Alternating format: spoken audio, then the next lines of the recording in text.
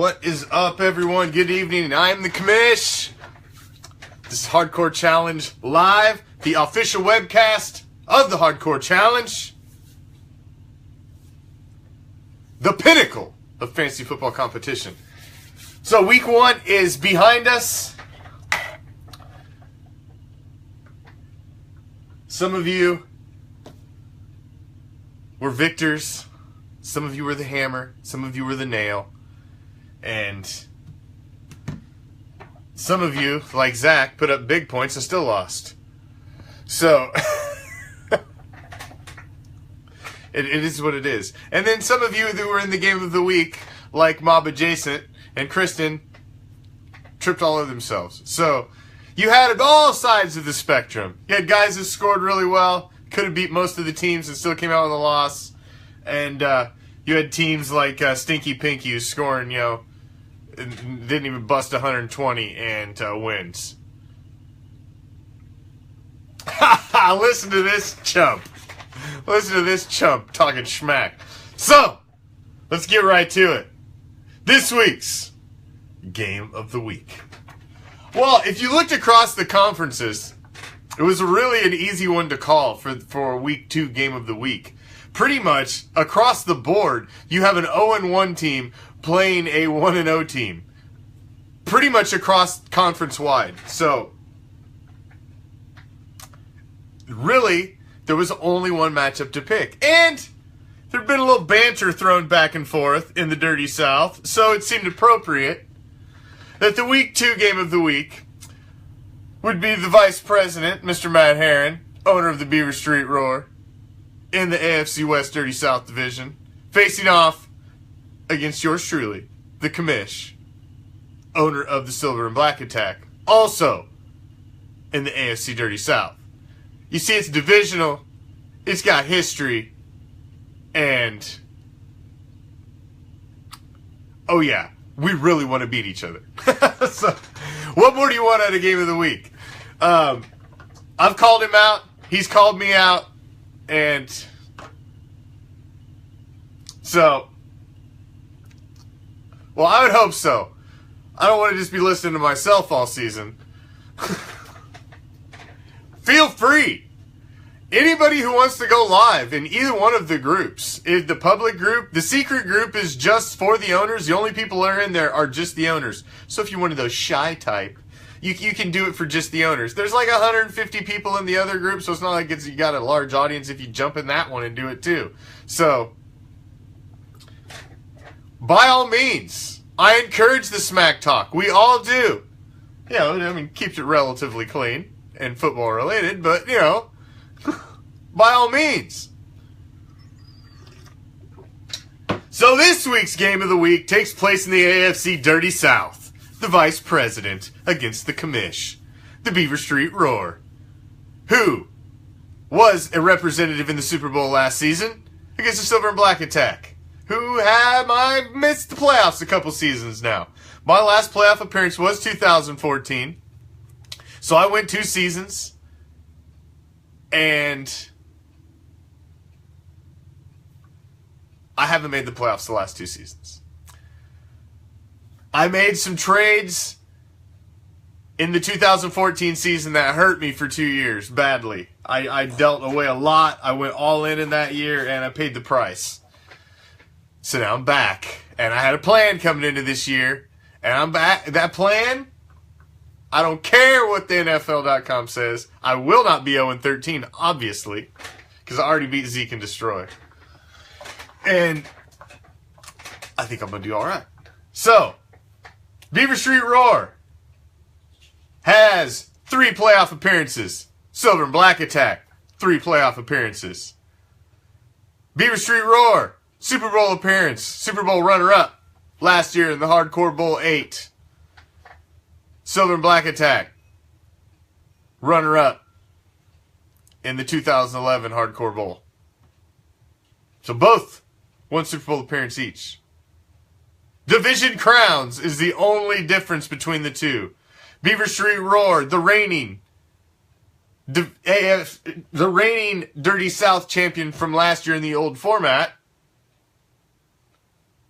has won it twice. I have won it 3 times. It's the only difference between the two of us. It's going to be a very interesting game. So let's look at the rosters, and we'll see if we can predict a winner here. At the quarterback position, Silver and Black attack with Derek Carr against Kirk Cousins, the Beaver Street Roar. Kirk Cousins is playing at the Rams. Carr has the Jets at home. Advantage, Silver and Black attack at the QB position. Now at the running back position, you got Gillislee and Bernard for Beaver Street Roar against James White and Tevin Coleman for the Silver and Black attack. Gillislee is not getting 3 touchdowns again. That was a fluke. It ain't going to happen again. Although I don't see either one of us honestly having a very strong duo running back. And I kind of call the running back position a wash. I don't see an advantage for either team. I see them both kind of scoring equally. I don't see Gillislee having a big game. Giovanni Bernard is not going to have a big game against the Houston D. White, I don't know. I could see that. I could maybe give the advantage of running back to the Beaver Street Roar. Now, wide receivers. He's got Thomas for New Orleans and Sammy Watkins. I'm surprised Sammy Watkins hasn't fractured something already. So the chances he makes it through week 2, healthy, I have no stock in Sammy Watkins at all. I have Tavon Austin and Amari Cooper. So you got Tavon Austin and Amari Cooper against Sammy Watkins and Thomas for the Saints. I'm sorry. You've got AC/DC with the Jets at home in the home opener. I give advantage at quarterback and wide receiver to the Silver and Black attack just because of that. I mean, call me a homer if you want, but realistically, it's the Jets. The Jets don't have anybody. You call him drop what you want. He had guys all over him all 3 of those times in the end zone. So when it comes to the Jets, there ain't going to be nobody on him. So I'm sorry. I give it to now the tight end position. This is an interesting one. It's up for debate. You got Delanie Walker for Silver and Black attack against the Beaver Street Roar with Zach Ertz.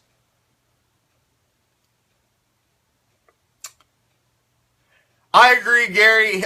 He's my question mark. I've been looking at Shepard. I have Shepard, who got actually quite a few looks against the Giants, and I may be plugging him in. But I'm waiting to see if Odell is going to start this week. Because obviously if Odell starts, his stock will not be as high. So I've got a few options there. So I'm not sold on Tavon Austin, but he's my number 2 because I think Cooper's gonna really hit this week. So I think I'm all right with him at my 2. Now back to the tight ends. I have Delanie Walker. He has Zach Ertz. I think Walker is going to have a bounce-back week this week against Jacksonville. I'm sorry, it's not the Saxonville Jaguars like they want to freaking call themselves. It's not. So, it's not going to happen. They're not going to get 10 sacks every week.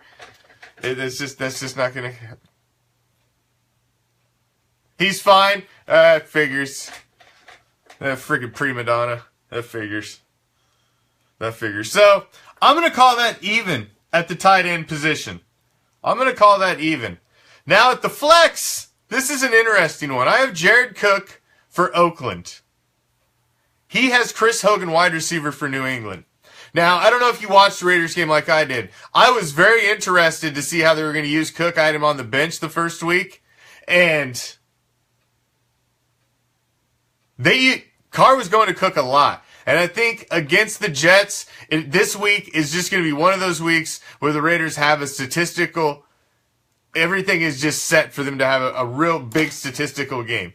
It's the Jets. It's at home. I mean, they looked crisp last week against a good team. Why would they not look crisp at home against the Jets? The Jets are terrible. Did you see how bad they looked against the Bills? I mean, this is one of those I had circled for possibility. So, I don't know. Hogan, that's an interesting one. Hogan could go big for Brady. I could totally see that too. So that one's an interesting one. I could almost give the flex, the fact he has the flex. Hogan could probably be a better wide receiver start than Watkins. He should probably be up there in Watkins' spot. Watkins should be a flex option. And I could probably come up with a better flex than Sammy Watkins, but they ain't gonna win, so don't worry about that. If you guys get beat by the Donkeys, don't think you ain't gonna hear about that, big boy. You better not lose to the Donkeys. I am counting on the Cowboys beating the freaking Donkeys. If you guys can't beat the Donkeys, you should just go in hiding for the next week. Because you can't beat the Donkeys, you got no business. Now at defense, we both had huge defenses. He had the Jaguars with all of their sacks, their huge points. I had the Ravens with the shutout, with the interceptions, with their sacks. So we both had huge, two of the highest scoring defenses in the league going up against each other this week. So that's going to be interesting. Obviously, neither one of those defenses will mirror what they did last week. Defenses don't score like that on a week-to-week basis. They just don't. They just don't. But if they can get even half that, one of them, I still say the Ravens have a better, more consistent defense than the Jaguars. And I'm giving the advantage to the Ravens over the Jaguars on this week's defense, as the Ravens have Cleveland and the Jags have Tennessee. No, they're not going to have weeks like last week. Absolutely not. Come on. The Ravens defense is not going to score 29 points. They probably won't score 29 points the rest of the freaking season. But, Mikey, they did score it when I played you. And that's all that really matters, isn't it? Now on defense, I have Khalil Mack, Derek Johnson, Janoris Jenkins, and J.J. Watt. Against Campbell, Luke Kuechly, Bethel, and Quan Alexander. I'm sorry. Khalil Mack, J.J. Watt, Derek Johnson, and Janoris Jenkins. That's a murderer's row on defense. They did not score that great the first week, so I think they're going to bounce back. I expect Watt to have a much better game against Cincinnati, and Mack's going to have a much better game against the Jets. So, just simply because of those two matchups and those two biggest players, the individual defense, I'm leaning towards me. So, after we broke it all down, we have to conclude that the Silver and Black Attack will come away with the victory this week and be the only remaining undefeated team in the Dirty South, sitting at 2-0.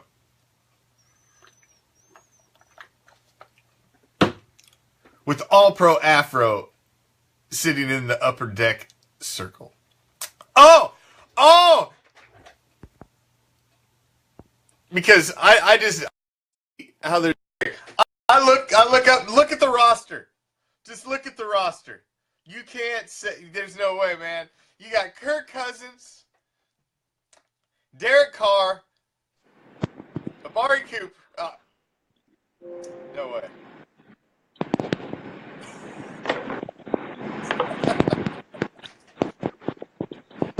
Oh, I thought I was going to catch you, you weren't going to be available, but you are available. So, I'm looking at this matchup. I don't see it. I don't see it. I see a W. I see it. Corey Courtney was right there. You could have Scott Tolzien and you would still say you're going to win, Ben. So. I would what? You could have Scott Tolzien and you would still say you're going to win. No. Possibly. What did you score, 120, 130 points last week? I scored 132 on an off week with my defense. I'm telling you. I think your defense is done. Oh, you mean your individual defensive players? Defensive players. I left a lot of points out there. We can do much better this week. And I think you overscored. Gillissee's not going to score 3 touchdowns a week. So I think you overperformed. And I underperformed. So. And you just talked about how good Chris Hogan was, and he scored 2 points last week. You think that's going to happen again? Well, I don't think Delaney Walker's not going to get a touchdown like he did last week either. So.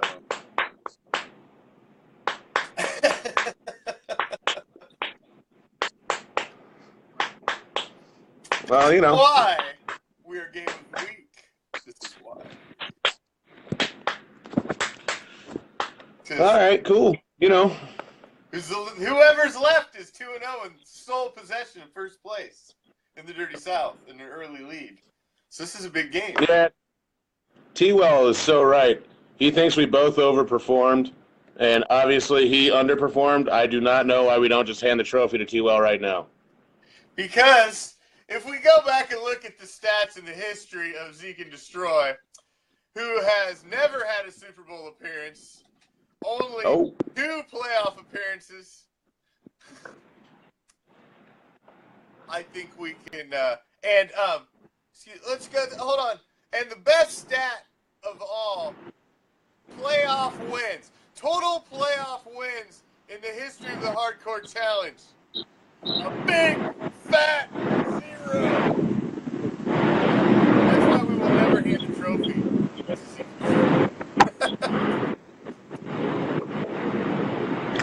Yeah.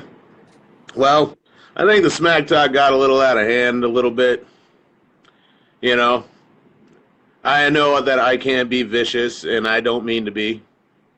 Oh, you got vicious? I didn't even watch all of it. Oh, man. I questioned T-Well's education and stuff, and he was like, dude, you're from the same place. I'm like, dude, no, I'm not. Yeah, we don't need to go there. Yeah, because he was saying that, what was he? It doesn't matter. It doesn't matter. But what he was saying was wrong. Well, he's normally wrong, but yeah. We're used to that, though.